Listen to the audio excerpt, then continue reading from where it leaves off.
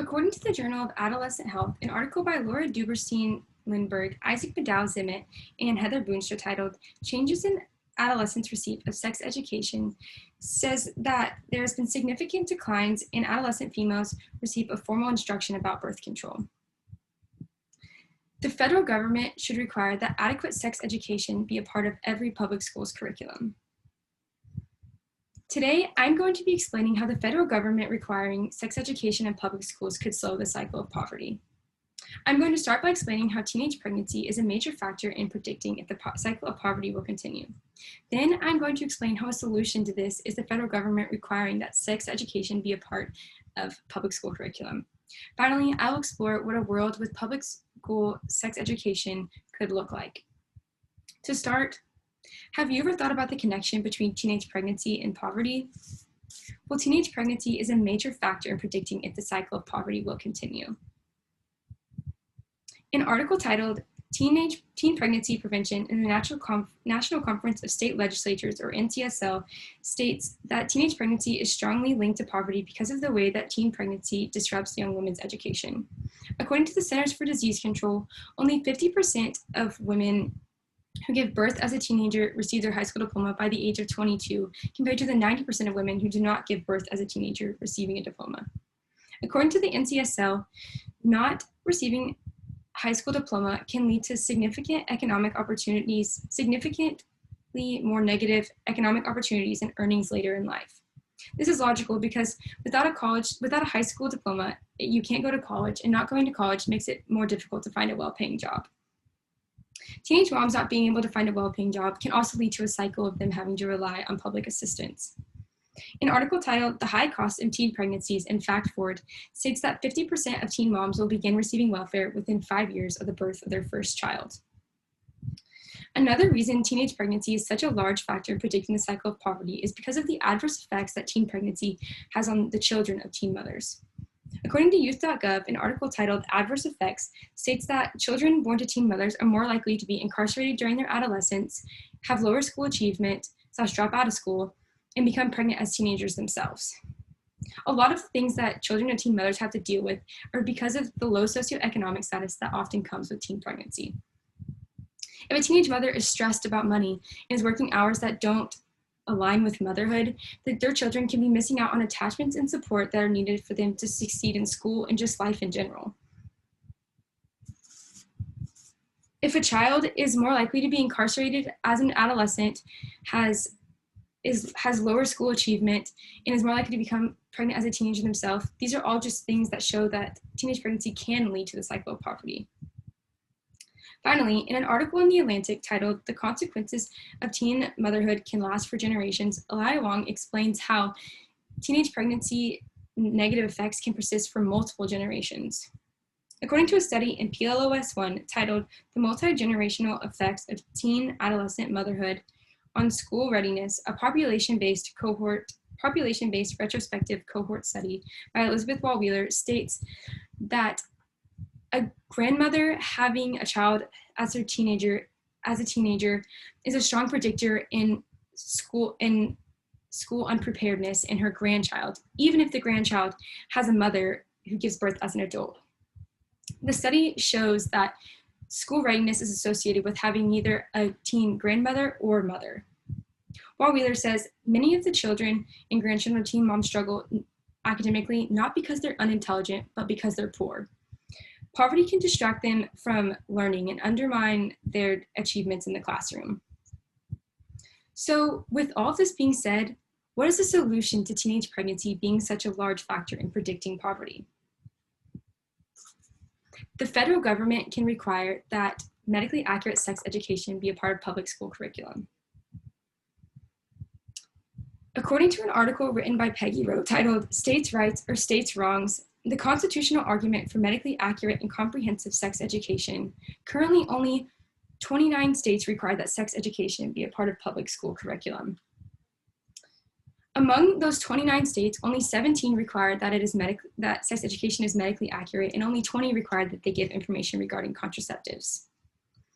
Rowe says that 39 states currently require abstinence-only programs, but statistics show abstinence-only programs do not make adolescents healthier or safer. So the article states that there's nothing wrong with abstinence-only programs, but teaching abstinence as the only option is not going to stop teens from engaging in sexual activity. So the solution to the differing states' opinions about sex education is the federal government requiring that sex education be a part of public school curriculum. What this would look like is at a point during high school, students would be required to take a health class credit. In this health class, they would be explained medically accurate sex. Medically accurate sex is sex from a non-biased and scientific standpoint. The main benefit of having all students have the same sex education is that we can be confident that the teenagers know their different options regarding contraceptives, and they had a medically accurate definition of sex. In an article titled Medical Accuracy in Sexuality Education Ideology in the Scientific Process in the American Journal of Public Health, John Santelli explains the current issue with sex education is the lack of information regarding condoms and contraceptives. With 39 states teaching abstinence-only programs, adolescents are not receiving complete information regarding sex.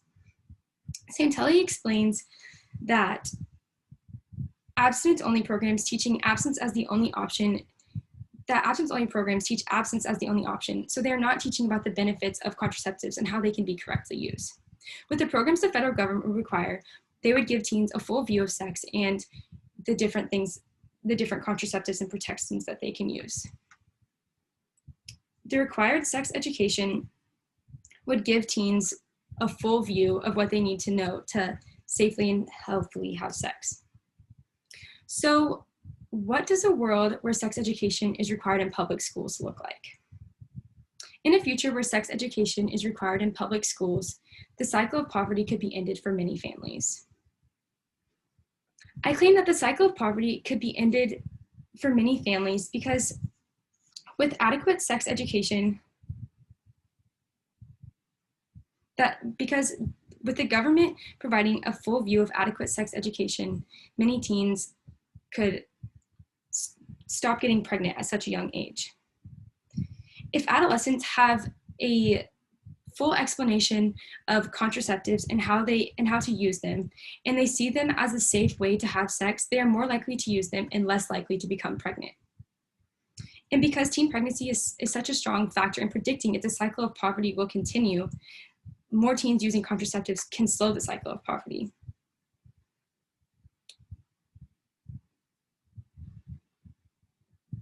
In a world where medically accurate sex education is part of public school curriculum, the cycle of poverty, in a world where medically accurate sex education is a part of public school curriculum, families could be affected for generations. As I've presented throughout this speech, teen pregnancy does not just affect a mother. Teenage pregnancy can have a snowball effect that can lead to poverty that persists for generations. So with teens having a full view of how to use contraceptives with teens having a full view of how to use contraceptives, they can make smarter decisions about having sex. It can lead to more women having more economic opportunities because they are able to finish school.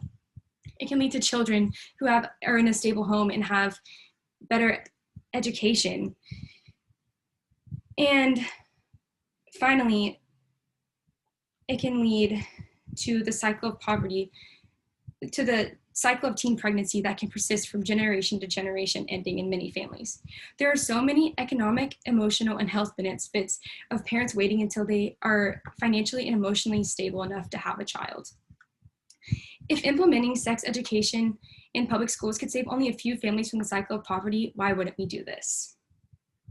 So, in conclusion, the cycle of poverty could be ended by the federal government requiring adequate sex education. In the last few minutes, I've talked about how teenage pregnancy is a strong factor in predicting if the cycle of poverty continued, how a solution to this is the federal government requiring adequate sex education in public schools, and explored what a world with adequate sex education could look like. I explained all these things to show that the federal government requiring sex education could end the cycle of poverty. So I leave you with this. What can we do to save generations of family from living in poverty? Thank you. Oh, and here's my works cited. And here are my